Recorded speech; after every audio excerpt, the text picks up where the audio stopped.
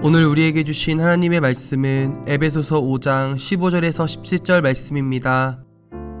그런즉 너희가 어떻게 행할지를 자세히 주의하여 지혜 없는 자같이 하지 말고 오직 지혜 있는 자같이 하여 세월을 아끼라. 때가 악하니라. 그러므로 어리석은 자가 되지 말고 오직 주의 뜻이 무엇인가 이해하라. 오늘 이 말씀에 많은 은혜 받으시기 바랍니다. 복음의 사람은 어떻게 살아가야 되나요? 에베소 5장은 분명하게 얘기합니다. 첫째, 복음의 사람은 부르심에 합당하게 살아가는 사람입니다. 4장 1절 같이 읽어볼까요? 그러므로 주 안에서 갇힌 내가 너희에게 권하노니 너희가 부르심을 받은 일에 합당하게 행하여. 이것은 큰 주제입니다. 복음의 사람은 부르심에 합당하게 사는 사람입니다. 에베소 5장은 그것을 아주 상세하게 풀어놓습니다. 첫 번째는 사랑 가운데 행하며 살아야 한다는 것입니다. 2절입니다.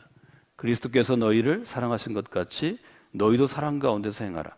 그는 우리를 위하여 자신을 버리사 향기로운 제물과 희생 제물로 하나님께 드리셨느니라. 두 번째는 빛 가운데 살으라고 권합니다. 8절 말씀입니다. 너희는 전에는 어두움이었는데 이젠 주 안에서 빛이 되었다. 빛의 자녀들처럼 행하라. 그리고 오늘 묵상하는 5장에서는 세 번째 권면으로 들어갑니다. 지혜 가운데 행하며 살아야 한다는 것입니다. 15절 말씀이죠. 너희가 어떻게 행할지를 자세히 주의하여 지혜 없는 자 같이 하지 말고 오직 지혜 있는 자 같이 하라. 성경이 말하는 지혜는 어떤 것인가요? 여러분이 15절에서 봐야 될 것은 무엇인가 하면 자세히 주의하다라는 단어입니다. 성경이 말하는 지혜는 어떤 것인가 하면 자세히 주의해서 사는 것입니다. 여러분, 자세히 주의하라고 성경이 우리에게 얘기하는 까닭이 뭘까요? 그게 중요하지 않을까요? 그것은 인생이 소중하기 때문입니다. 하나님이 우리에게 주신 인생이 소중하기 때문에 자세히 주의해서 살아가라고 성경이 얘기합니다. 바꿔 얘기하면 자세히 주의해서 살아가는 것이 지혜롭게 살아가는 삶입니다. 좀 더 정확하게 얘기하면 어떻게 행할지를 자세히 주의하는 것입니다. 뭘 주의하나? 지금 내가 어떤 말을 할지, 어떤 행동을 할지, 어떤 마음을 가져야 할지, 어떤 생각을 가져야 할지 자세히 주의하라는 것입니다. 왜 자세히 주의하라고 그럴까요? 사람은 자세히 주의하지 않으면, 특별히 감정에 휘말리면 그 순간의 생각으로 판단하기 쉽습니다. 감정에 휘말려서 기분이 좀 나빠도 지혜 있는 사람은 이것이 어디에서 온 것인가? 나의 잘못인가? 저 사람이 지금 잘못하는 것인가? 상황의 문제인가? 아니면 정말 하나님이 나를 시험하시기 위해서 보낸 이 어떤 세팅인가? 생각하는 게 일단 주의하는 것입니다. 어떤 걸 생각하나요?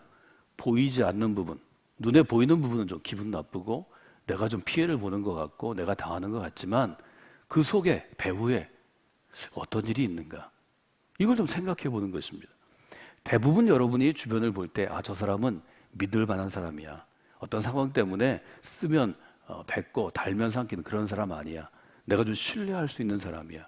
이런 사람들은 어떤 능력이 뛰어난가 하면 나는 굉장히 화를 낼 일 같은데 그 상황을 좀 견디는 능력이 있습니다.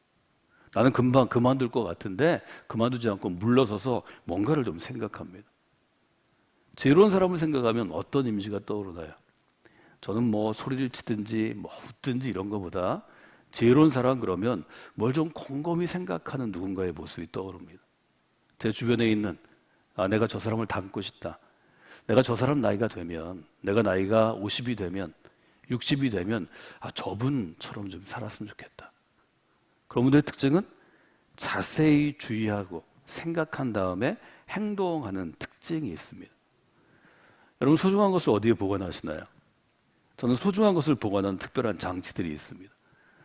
저는 소중한 것을 보관할 때 어떤 보석함이나 이런 것에 하지는 않지만 저는 소중한 것을 제가 제일 중요하는 공간, 제가 자주 보는 곳, 또 제가 쓰는 공간 중에 제일 귀하다고 생각하는 공간에 제가 제일 소중한 것을 딱 놓습니다.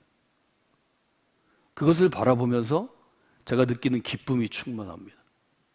그것을 바라보면서 제가 왜 사는지, 제가 지금 왜 여기에 있는지, 말하자면 제가 왜 목사로 살아가겠다고 결단했는지, 내가 왜 성광교회에 지금 여기에 있는지, 내가 왜 대전에 있는지, 제 좌표, 제 위치를 생각하게 해주는 것을 저는 제가 자주 바라보는 것, 또 제가 일하는 것, 그 앞에 놓습니다. 제 공간이나 아니면 뭐 제가 꾸미는 공간들에 있는 것들은 소위 말해서 비싼 가격이 있는 것, 값비싼 것들은 아닙니다. 그러나 제 인생에서는 누가 많은 돈을 갖다 줘도 바꾸지 않는 것들이 거기에 있습니다. 그것은 다른 사람이 볼 때는 그저 가치가 10,000원, 20,000원에 불과할지 몰라도 저한테는 억만금을 주고 살 수도 없는 것입니다. 결국 신앙은 가치의 문제입니다. 무엇에 가치를 두는가? 무엇이 내게 소중한가? 나는 그 소중한 것을 어디에 두고 어떻게 대접하고 어떻게 간직하고 있는가? 그게 아닐까요? 우리에게 제일 소중한 것은 어떤 것입니까? 여러분의 인생에 제일 소중한 것은 어떤 것입니까? 그 소중한 것을 말할 때 여러분의 신앙의 가치가 결정되는 것입니다. 지혜에 있다는 것은 내가 무엇에 가치를 두고 있나를 내가 진단해서 아는 것입니다. 아, 내가 이 정도 수준이구나. 내가 이 정도구나. 다음번 단계로 나가서 이렇게 해야 되겠구나. 이걸 스스로 아는 게 아주 중요합니다. 그러면 왜 우리가 지혜 가운데 행해야 되나요? 첫 번째 키워드는 세월입니다. 세월. 16절 여러분 잘 아는 구절이죠. 한번 읽어볼까요? 세월을 아끼라 때가 악하니라. 세월을 아끼라 할 때 이 세월은 일종의 시간의 흐름이기 때문에 우리가 그냥 시간을 아끼라 할 때 이 아끼라를 저축하다, 저금하다로 이해하기 쉽습니다. 우리가 뭘 아끼는 거는 아껴가지고 쌓아놓기 위함이잖아요. 이때 이 아끼라는 말은 쌓아놓으라는 말이 아닙니다. 세월을 아끼라는 게 오늘 24시간이니까 내가 1시간, 2시간 딴 일 안 하고 이걸 세이브하는 게 아닙니다. 이 세이브가 아닙니다. 그러면 세월을 아끼라고 성경이 우리에게 권면하는 것은 어떤 것인가요? 아낀다는 것은 물건에 합당한 가치만큼만 지불하는 것입니다. 이게 아끼는 겁니다. 이 물건이 정말 가치 있는 것이면 예수님이 말씀하신 것처럼 내 집에 가서 내 집과 밭을 다 팔아서 그것을 갖는 게 아끼는 것입니다. 그런데 겉으로는 번지를 하는데 가치가 없으면 소유하지 말아야 합니다. 거기다가 마음을 둘 필요가 없습니다. 세월을 아낀다는 것은 무엇인가 하면 시간도 얼마를 썼느냐, 1시간을 썼느냐, 1년을 썼느냐의 문제가 아니고 가치가 있으면 1년을 써야 합니다. 가치가 없으면 거기에는 시간을 들이지 말라는 것입니다. 여러분, 교회는 우리 신앙생활은 보이지 않는 가치에 눈 열게 하는 것입니다. 왜 예수님 믿나요? 왜 신앙생활 하나요? 세상이 볼 수 없는 가치를 보게 하는 것입니다. 신앙은 눈 뜨는 것입니다. 여러분, 눈 뜨는 분이 되시길 원합니다. 그것이 지혜 가운데 살아가는 것입니다. 오늘은 그렇게 여러분들이 생각하시면 좋을 것 같습니다. 하나님, 제가 지혜 가운데 살아가길 원합니다. 지혜 가운데 살아가기를 원하는데 제 인생 가운데, 이 소중한 인생 가운데 주신 세월, 시간의 가치를 아는 그리스도인이 되게 하소서. 복음의 사람은 지혜 가운데 살아가는데 가장 첫 번째로 지혜롭게 대하는 것이 세월입니다. 우리 얘기를 하면 시간입니다. 우리에게 주신 시간, 세월, 사실은 내 인생의 기한은 너무 중요한 것입니다.